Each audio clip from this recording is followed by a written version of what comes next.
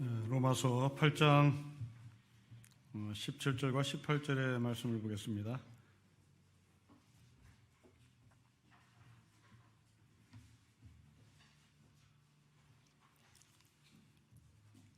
(8장) 17절과 18절 말씀을 우리 함께 읽겠습니다. 자녀이면 또한 상속자 곧 하나님의 상속자요 그리스도와 함께한 상속자니 우리가 그와 함께 영광을 받게 하여 고난도 함께 받아야 할 것이니라. 생각한데 현재의 고난은 장차 우리에게 나타날 영광과 비교할 수 없도다. 아멘. 우리는 한동안 아빠 찬스, 엄마 찬스란 말을 사용하기도 했고 듣기도 했습니다. 부모의 사회적 위치가 거기에 걸맞는 실력을 갖추지 않은 자녀들에게 그대로 돌아갔다는 분노요, 비아냥입니다. 오늘 보면 17절에서 말씀하시는 상속이라는 단어, 혹시 혜택이라는 의미로 읽을 수 있을 것 같아서 여러분에게 말씀을 드립니다. 혜택이 아닙니다. 상속입니다. 상속은 상속을 받을 수 있는 사람에게 가는 겁니다. 혜택은 그렇지 않은 사람에게도 가는 겁니다. 바울은 우리에게 혜택받은 사람이라고 말하지 않고 상속받을 사람이라고 말합니다. 조선시대의 세자 중에 상속을 받을 권리가 있음에도 불구하고 왕의 상속을 받지 못한 채 죽은 사람이 있습니다. 사도세자입니다. 쌀 뒤주에서 죽었습니다. 아버지 영조는 아들 사도에게 왕을 상속하지 않았습니다. 손자인 훗날 정조가 되는 사람에게 왕위를 상속했습니다. 훗날 정조가 된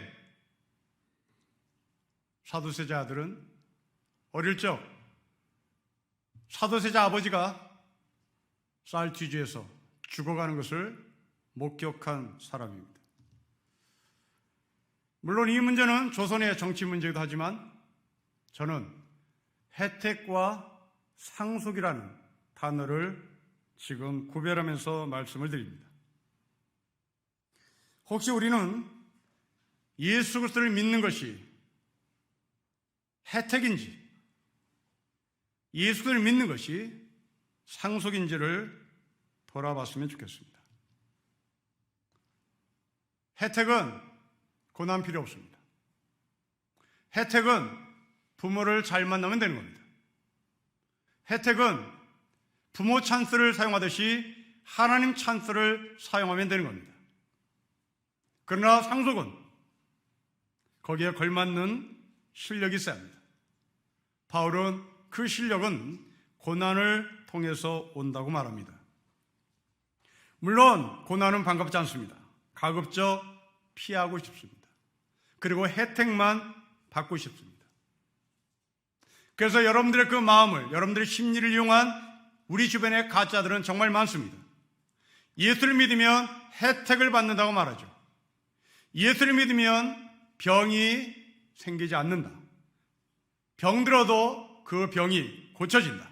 혹시 병이 우리를 향해서 달려와도 비껴나간다. 결코 예수를 믿으면 혜택만 있지 우리에게 고난은 없다고 얘기합니다.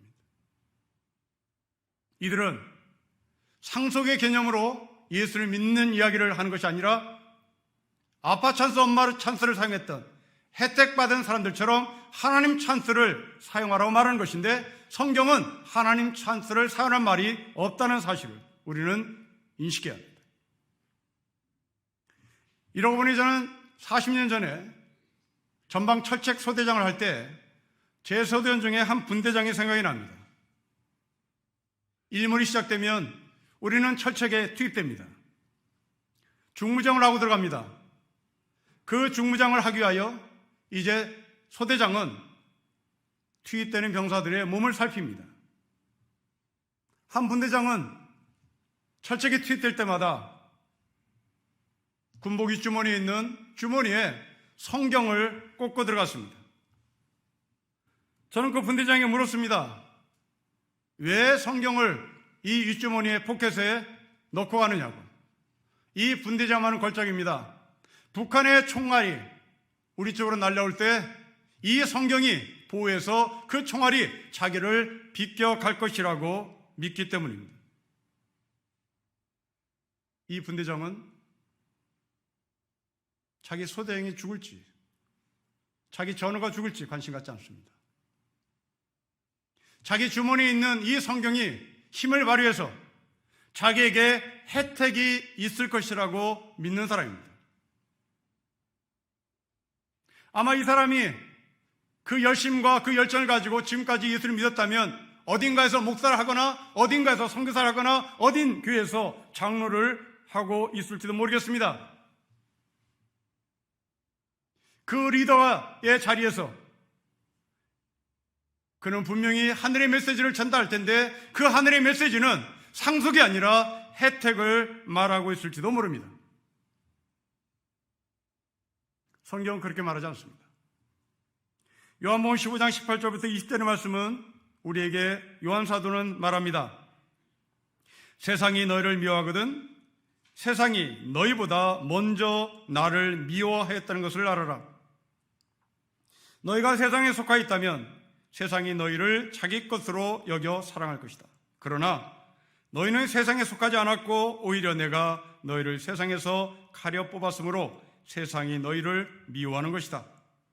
내가 너에게 종이 그의 주인보다 높지 않다고 한 말을 기억하라.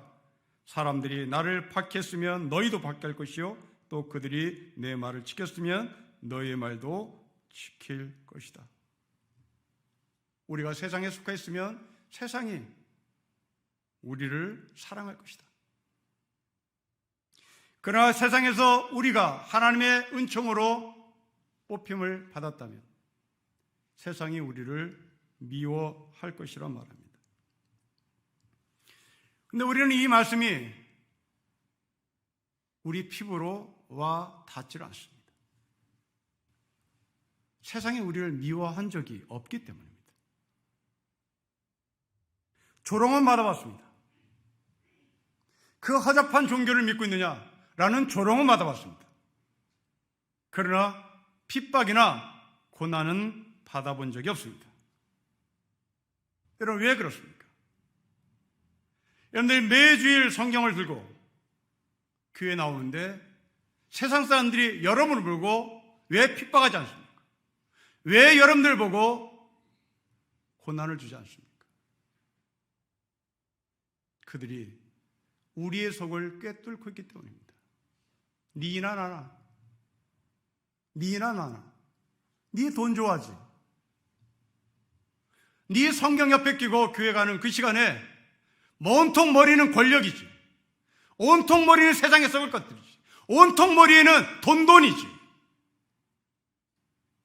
우리를 꿰뚫고 있는 거죠. 너와 나의 차이가 있다면 딱 하나 있는데 오전 11시 반에 너는 성경 끼고 교회 가고 나는 11시 반에 거실에 누워서 TV 보는 것. 딱 그거 차이일 뿐 월요일부터 토요일까지는 너나 나나 똑같지 뭐. 나 룸싸는 거 할 때 너도 가지. 나 바람 필 때 너도 바람 피지.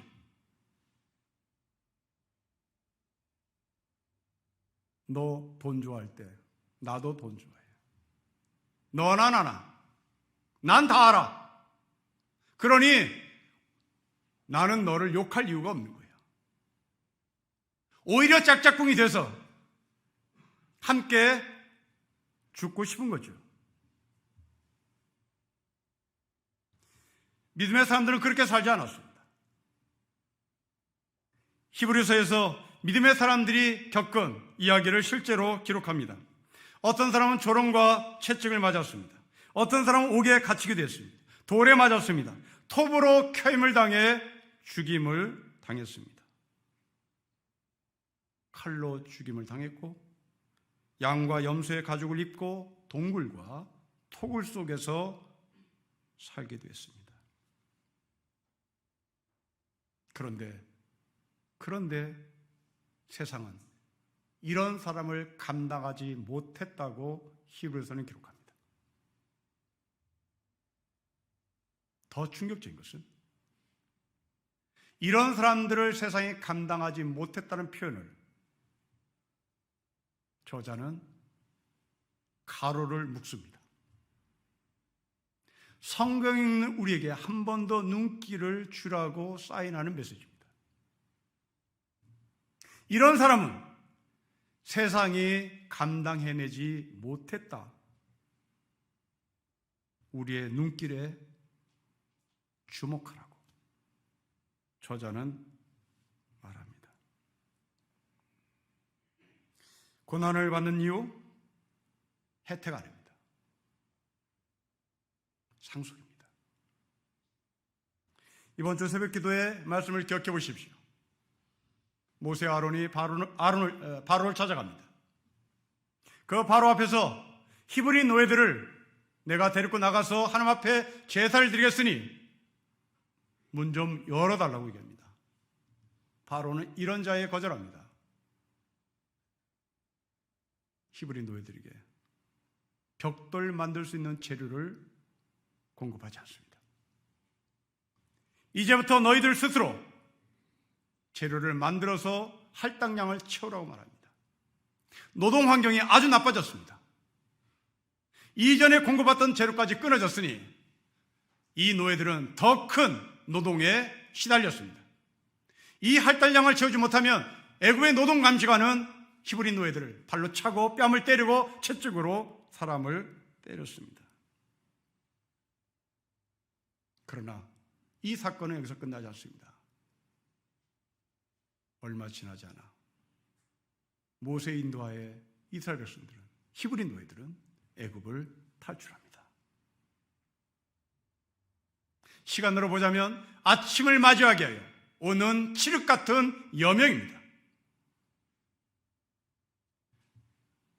벽돌 만들 수 있는 재료가 중단된 히브리 노예들, 평상시에 아무 일도 없이 퇴근하고 출근해야 될 이 사람들이 애굽의 노동감시관에 의해서 뺨도 맞고 채찍도 맞고 짓밟힙니다. 그러나 이 고난은 히브리 노예들이 애굽을 탈출하는 전초전이었고 칠흑 같은 암흑이었고 이제 해방의 아침을 맞이하는 순간이었습니다.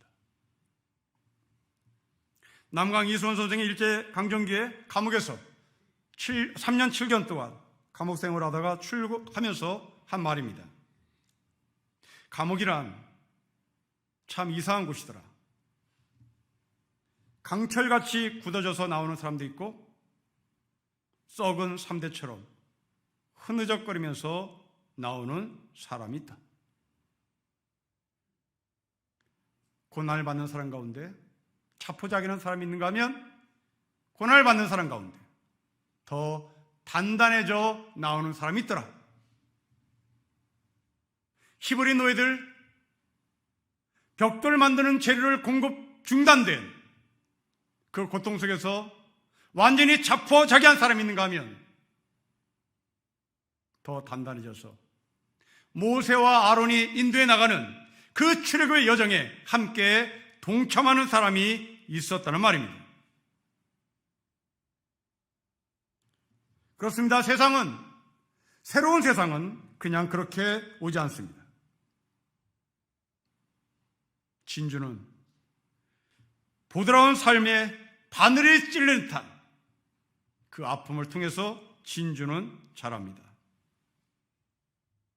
해산의 고통이 있기에 생명을 안고 환희의 웃음을 나누는 겁니다. 사랑하는 성도 여러분, 여러분들이 받는 고난,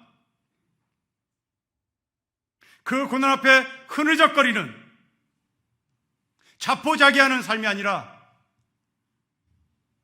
진주를 만들어내기 위한 아픔이듯이 더 단단해져, 더 다리에 힘이 가, 출애굽의 여정을 하는데 동참하는 그 고난, 이 둘 중의 고난 가운데 우리는 해방의 기쁨을 맛보기 위한 그 고난이었으면 좋겠습니다. 상속자가 받기로 한 그 약속, 그 상속은 대체 무엇이길래 이렇게 고난을 받으라고 하는 것일까요? 여러분 17절 말씀을 다시 보겠습니다. 우리 같이 읽겠습니다. 시작. 자녀이면 또한 상속자 곧 하나님의 상속자여 그리스도와 함께한 상속자니 우리가 그와 함께 영광을 받게 하여 고난도 함께 받는 것입니다. 여러분 영광입니다.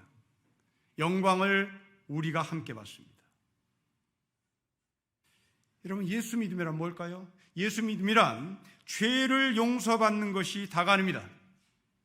예수 믿음이란 거룩한 삶을 사는 것으로 끝나는 게 아닙니다. 예수 믿음이란 영광의 자리에 가는 것입니다. 우리는 이 영광이 무엇인지 궁금합니다. 도대체 이 영광은 뭘까? 이게 종교적인 용어일까? 바울은 고린도후서 3장에서 이 영광을 정확하게 우리에게 말씀해 주십니다. 고린도후서 3장 18절의 말씀입니다. 오늘날까지도 그들은 모세의 글을 읽을 때에 그 마음에 수건이 덮여 있었습니다. 그러나 사람이 주님께로 돌아서면 그 수건이 벗겨집니다. 주님은 영이십니다. 주님의 영이 계신 곳에 자유가 있습니다. 우리는 모두 수건을 벗어버리고 주님의 영광을 바라봅니다. 이렇게 해서 우리는 주님과 같은 모습으로 변화하여 점점 더 큰 영광에 이르게 됩니다. 이것은 영이신 주님께서 하시는 일입니다. 영광이란 우리 눈에 걸쳐있는 수건을 벗는 겁니다. 수건이 벗겨져 우리의 눈이 열리는 겁니다. 그 열린 눈으로 내가 변화된 것을 보며 동시에 하나님의 더 큰 영광을 보는 겁니다. 이것을 경험했던 사람이 이사야 선지자입니다. 이사야 선지자는 영광을 봅니다. 성전에 충만한 하나님의 영광을 봅니다. 지면에 충만한 하나님의 영광을 봅니다. 그런데 놀랍게도 이 이사야 선지자는 성전에 충만한 하나님의 영광을 보는 순간 벌벌 떱니다. 벌벌 떨며 화로다 화로다 망했다 망했다 나는 죽는다 나는 죽는다를 외칩니다. 여러분 이상합니다. 하나님의 영광을 봤다면 춤을 춰야 되는 겁니다. 이 이사야 선지자 정도가 됐으면 하나님의 영광을 본 이 이사야는 할렐루야를 외쳐야 되는 겁니다. 그런데 놀랍게도 이사야는 춤을 추지 못합니다. 이사야는 할렐루야를 외치지 못합니다. 화로다 화로다 망했다 망했다 나는 죽었다 나는 죽었다. 왜 그럴까요? 저는 이 위치를 신분의 구원이라고 표현하고 싶습니다. 하나님께서 이사야를 선지자라고 하는 신분으로 부른 겁니다. 하나님의 영광을 보고도 벌벌 떱니다. 하나님의 영광을 보고도 망했다 망했다라고 외칩니다. 이런 이사야를 하나님께서 대선지자로 만들어 나가십니다. 하늘의 영광을 보면서 이 사람은 성장하고 성숙해 갑니다. 안타깝게도 우리 한국교회는 예수 믿음의 목적이, 최종 목적이 죄 용서받는 것으로 끝나고 있는 것 같습니다. 그 죄 용서받음을 30년, 40년 우려먹고 있습니다. 여러분, 죄 용서받음이란 히브리 노예들이 애굽을 탈출하기 직전부터 시작됐습니다. 좌우무설조 인방에 피를 바른 그 모습을 보고 하나님은 히브리 노예들을 죽이지 않았습니다. 구원을 받았습니다. 그러나 그들은 아직도 홍해바다를 넘어가지 않았습니다. 만일 우리가 30년, 40년 동안 죄 용서받은 것을 우려먹고 있다면 우리는 홍해바다를 건너기 직전에 여전히 애굽에 있는 히브리 노예일 뿐인 겁니다. 홍해바다를 건너야 합니다. 광야의 40년을 걸어야 합니다. 그래서 마침내 적과 꿀이 흐르는 가나안 땅을 봐야 하는 겁니다. 이게 영광입니다. 이게 하나님의 영광입니다. 사랑하는 성도 여러분, 여러분들의 구원은 신분의 구원입니까? 아니면 수준의 구원까지 가고 있습니까? 이사야 선지자가 벌벌 떨었던 것은 선지자로서의 신분의 구원이었습니다. 거기서부터 출발한 이 이사야 선지자는 이제 대선지자의 위치까지 가는 수준의 구원의 사람이었습니다. 신분의 구원에서 수준의 구원으로 이동합시다. 제발 좀 예수 믿고 용서받았다는 소리를 그만 좀 합시다. 이것을 그만 좀 우려먹읍시다. 내가 광야 40년 가운데 10년의 위치까지 왔는지를 물읍시다. 내가 광야 40년 가운데 30년의 위치에 왔는지를 물읍시다. 내가 광야 40년 가운데 마침내 가나안에 들어간 하늘의 영광의 자리에 사람인 것을 확인하십시다. 언제까지 예수 믿고 죄 용서 받았다는 홍해바다를 건너기 직전의 삶으로 우리가 만족하며 살겠습니까? 수건을 벗어야 합니다. 수건을 벗고 눈이 열려야 되는 겁니다. 성전에 충만한 하늘의 영광을 봐야 합니다. 이 땅 지면에 충만한 하늘의 영광을 봐야 합니다. 죄 용서 안 받는 것이 다가 아닙니다. 물론 우리가 수건을 벗고 하나님의 영광을 보는 것이 항상 상승세를 타는 것은 아닙니다. 중간에 꺾일 수도 있고 중간에 무너질 수도 있습니다. 이런 우리에게 하나님은 바울을 통하여 격려합니다. 여러분 17절 말씀을 다시 보십시오. 함께라는 단어입니다. 예수 그리스도와 함께, 동시에 우리와 함께입니다. 우리가 상속자답게 사는 것을 놓쳤을 때 우리는 좌절과 절망할 것이 아니라 그리스도와 함께, 또한 우리와 함께 그 길을 다시 차비해서 가는 겁니다. 왜냐하면 우리가 구원을 시작한 것이 아니라 하나님께서 구원을 시작하셨고, 하나님께서 구원을 진행하셨고, 하나님께서 구원을 완성하실 것이기 때문입니다. 그렇다고 해서 우리는 하나님께 맡길 수 없습니다. 그 과정 속에 우리는 함께 주님과 동행해야 합니다. 학교에 들어간 우리 아이들을 보십시오. 초등학교, 중학교, 고등학교를 졸업합니다. 그러나 학교 들었다고 해서 무작정 졸업장을 주지는 않습니다.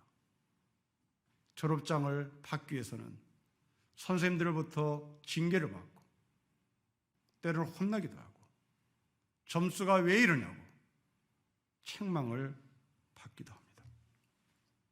그냥 내가려져서 고등학교 졸업장을 받는 것이 아닙니다. 주변에 여러 선생님들의 간섭함이 아이들에게 들려주는 졸업장입니다. 그들의 성실성, 또한 그들의 무기력함, 그 옆에 선생님들의 격려, 선생님들의 책망이 있습니다. 우리의 신앙생활도 마찬가지입니다. 목사인 저는 여러분에게 상속자라는 신분증을 발급해 줄 수 있는 권한은 없습니다. 저는 여러분들에게 영광의 멸관을 씌워줄 권한은 없습니다. 그러나 저는 상속자답게 살라고 귀찮게 해야 할 사람입니다. 여러분들이 주저앉아 있으면 졸업장 받고 싶냐고 책망을 해야 하는 겁니다. 여러분들이 무기력하게 있으면 도전을 해서 일으켜 세워야 할 책임이 있습니다. 물론 여러분도 저를 책망하셔야 합니다. 목사 양반, 목사답게 사세요. 목사 양반, 돈 좋아하지 마세요. 보안이 당신 속을 꿰뚫어 보니 정말 돈 좋아하던데 그만 좀 하시죠. 여러분들이 저에게 말을 해야 합니다. 장로님, 권사님, 안수집사님,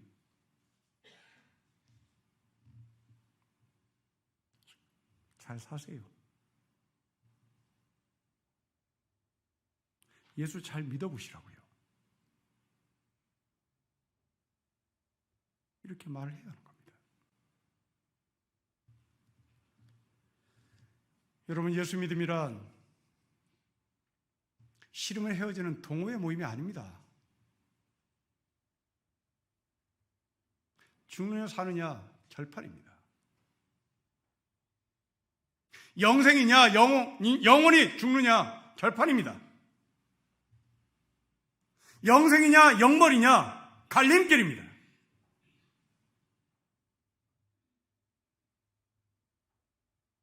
쉽게 기회를 들락날락하지 마십시오. 여기가 그렇게 별 볼 없는 곳이 아닙니다. 여기 그렇게 값싼 싸구려 시장 아니에요. 목숨 걸고 사느냐 죽느냐를 결심한 사람들이 모인 생명의 공동체입니다.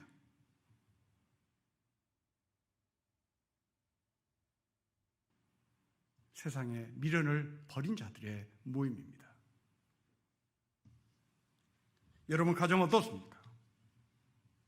남편은 영광받기를 원하고 그 영광받기를 원하는 남편은 아내를 고통 속에 집어넣습니까? 아이들에게 영광의 이름으로 고통을 줍니까? 아닙니다. 함께입니다. 목사로서 자녀를 키우는 어머니 아버지를 보면 참 속이 상할 때가 많습니다. 여러분, 왜 아이들을 공부 못한다고 잡습니까? 여러분들은 공부 잘했습니까? 여러분들이 공부를 못한 한 때문에 아이들 잡는 거 아닙니까? 여러분들이 아이들에게 공부를 잘하라고 발로 밟거나 때리거나 고통 가운데 아이들을 넣기를 원한다면 여러분 스스로 그만큼 여러분 자신을 때리십시오. 여러분 스스로 그만큼 여러분을 고난의 세계에 집어넣으십시오. 이게 바로 함께입니다. 왜 나는 아이들 잘 되라는 이름으로 내 자신을 안 때리고 내 자신을 고통 가운데 집어넣지 않고 자식만 때립니까? 여러분들의 상처, 여러분들의 하나 아닐까요?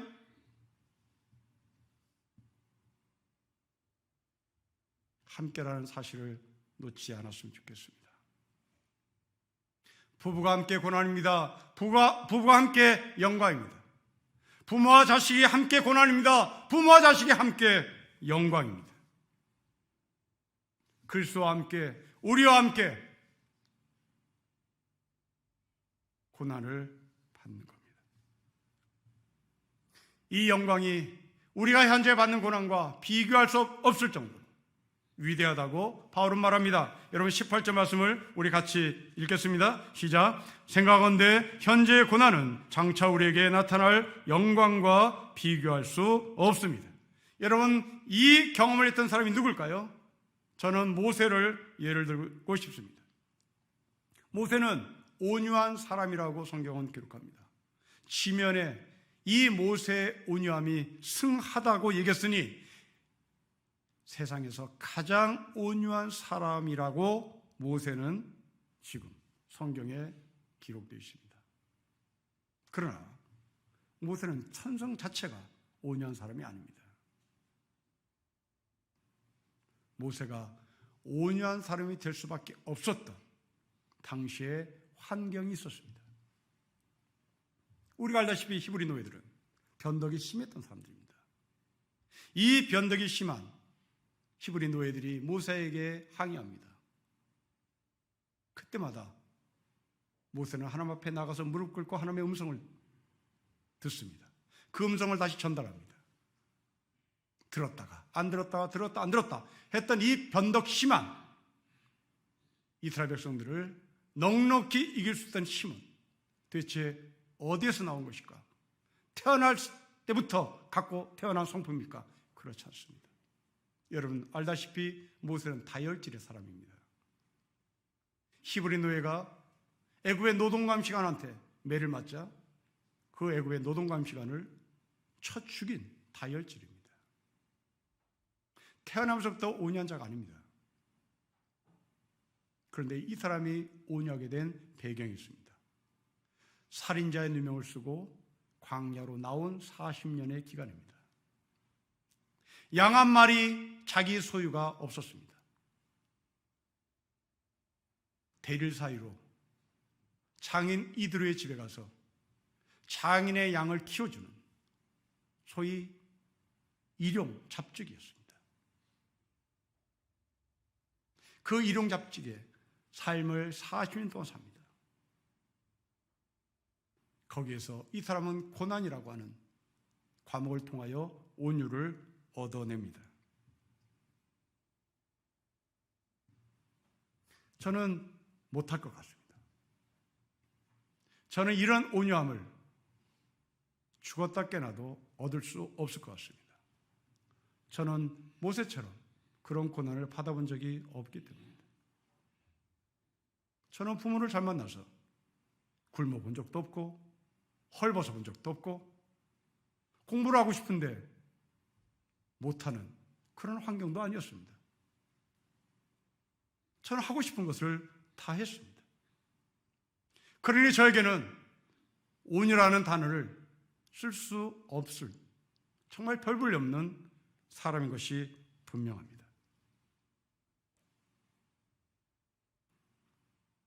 일간신문사의 종교 전문 기자로 일하고 있는 기자가 울림이라는 책을 썼습니다. 하나님의 영광에 사로잡혔던 24명의 사람을 소개합니다. 그 중에 이찬갑이라는 분을 소개합니다. 충남 홍성에 풀먼학교를 세워놓고 오갈 데 없는 사람들 교육시켜 사회의 지도자로 배출하는 그런 학교입니다. 이 이찬갑 선생이 세상을 떠났을 때 지인들이 장례식장에서 조사를 읽었습니다. 조사의 내용은 이렇습니다.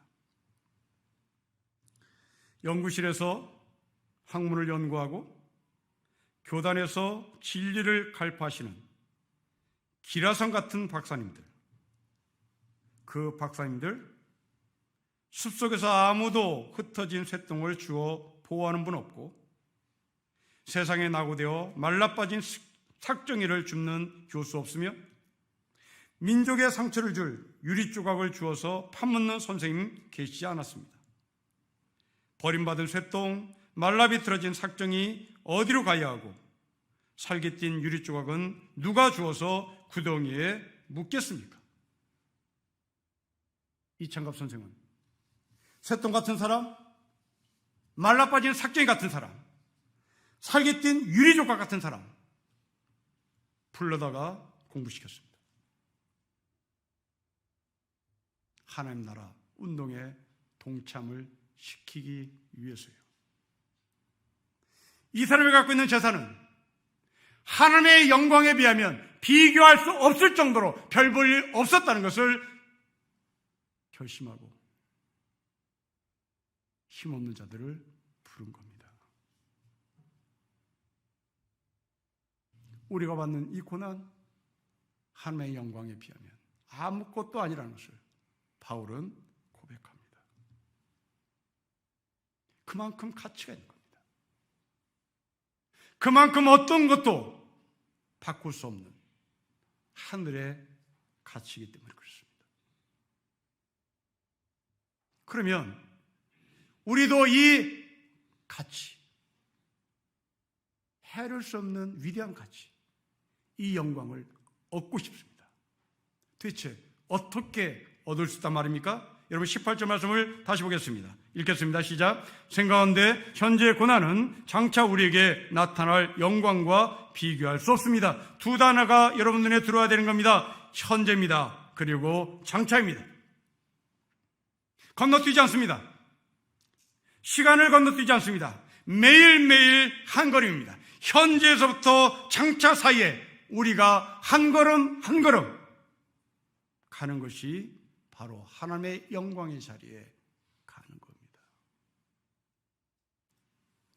마가복음에 보면 예수님은 하나님 나라에 대한 비유를 말씀하십니다. 그런데 이 마가복음에서 말씀하시는 하나님의 비유는 다른 복음서에 비해서 아주 독특합니다. 어떤 농부가 씨를 뿌렸습니다. 그 씨에서 싹이 났습니다. 그리고 이삭이 맺어집니다. 이것을 본 농부는 왜 씨에서 싹이 난지 모른다고 고백합니다. 자기의 노력이 아니라 이건 도대체 왜 그런지 모르겠다고. 그 씨가 싹이 나고 이삭이 나고 그 이삭이 열매를 맺습니다. 추수 때가 되었습니다. 농부는 낫을 들었습니다. 예수님께서 이 비유를 말씀하신 배경은 당시 이스라엘의 독립운동을 위하여 자기 몸을 헌신했던 열심당을 염두에 두고 했다고 성경학자들은 이야기합니다. 이 이스라엘의 독립운동을 위하여 자기 몸을 바친 열심당들은 성급하게 그 독립을 쟁취하고 싶었을 겁니다. 실패하면 좌절했을 것입니다. 이게 이스라엘의 독립에 헌신한 열심당들의 철학이었습니다. 이들에게 예수님은 하나님 나라를 말씀하십니다. 우리는 모르겠다. 그러나 때가 온다. 우리는 쟁취할 수 없다. 그러나 추수 때가 온다. 그러니 좌절하지 말자. 그러니 조급해하지도 말자. 그러니 우리가 묵묵히 씨를 뿌리자.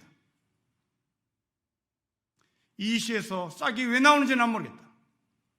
이 씨에서 싹이 나서 왜 이삭이 펴는지 난 모르겠다. 그러나 추수 때가 온다. 낫을 들 때가 온다.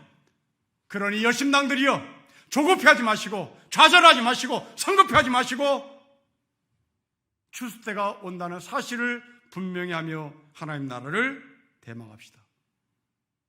이것이 마가복음에 나오는 하나님 나라의 비유입니다. 현재와 장차입니다. 뚜벅뚜벅입니다. 한 발짝 한 발짝입니다. 이스라엘 백성들이 광야로 나와 가나안에 들어가는데 비행기 타고 가지 않았습니다. 고속도로도 없었습니다. 40년을 한 발짝 한 발짝이었습니다. 그 광야 40년에 이스라엘 백성들이 달리기도 할 수가 없었습니다. 시간 싸움이었습니다. 여러분, 믿음 생활은 시간 싸움입니다. 믿음 싸움은 차곡차곡입니다. 번데기를 보십시오. 그 번데기가 갑자기 나비가 되지 않습니다. 그 번데기는 누에라고 하는 과정을 겪어야 합니다. 그 번데기가 나비가 되기 위해서 누에의 과정을 겪을 때 번데기는 표피를 털어야 합니다. 누에도 나비가 되어서 자기 껍질을 버려야 되는 겁니다. 신앙은 관념 아닙니다. 신앙은 사상 아닙니다. 날마다 벗는 겁니다. 날마다 허물을 벗는 겁니다. 번데기가 갑자기 나비가 되는 일은 절대 없습니다. 한 걸음 한 걸음 가십시오. 이제 우리는 영생의 길에 이 영광의 자리에 들어선 이상 피할 수도 없습니다. 홍해바다는 다시 열리지 않습니다. 홍해바다 다시 열리면 우리는 애굽에 갈 수 있습니다. 그러나 홍해바다는 다시 열리지 않습니다. 우리는 앞으로만 갈 뿐입니다. 그것도 한 걸음 한 걸음 갈 뿐입니다. 추수 때까지 갑시다. 그 추수 때가 언제인지 모르지만 갑시다. 우리 손에 낫이 들려질 때가 있을 것입니다. 조급해하지도 마십시다. 성급해하지도 마십시다. 좌절하지도 마십시다. 그렇다고 게으르지도 마십시다. 함께입니다. 신일교회 공동체는 함께입니다. 가다가 지치면 격려합시다. 너무너무 지치고 너무너무 힘들면 하나님을 향해서 욕도 합시다. 이스라엘 백성들처럼 하나님을 향해서 서운하다고 섭섭하다고 말합시다. 그러면서 갑시다. 욕하면서 갈 때도 있습니다. 욕하면서 가면 에너지가 생기는 것 같습니다. 그렇게 가는 겁니다. 함께입니다. 우리와 함께, 그리스도와 함께. 이 세상에 어떤 것도 비교할 수 없는 하나님의 얼굴을 면전에서 보는 그 더 큰 하늘의 영광을 함께 보러 가는 신앙의 여정이 되시기를 주의 이름으로 축복합니다. 기도하겠습니다. 가야만 하는 이 길, 예수 믿고 구원받고 예수 믿고 죄 용서함 받았다는 것을 그만하게 하시고 이제 우리는 홍해바다를 건너 뚜벅뚜벅 적과 꿀이 흐르는 가나안 땅, 영광의 나라, 영광의 하늘의 면전 앞에 갈 수 있도록 힘과 용기를 더해 주시고 함께 공동체의 삶을 예수 그리스도의 이름으로 누리며 살게 하여 주십시오. 주 예수 그리스도의 이름으로 기도합니다. 아멘.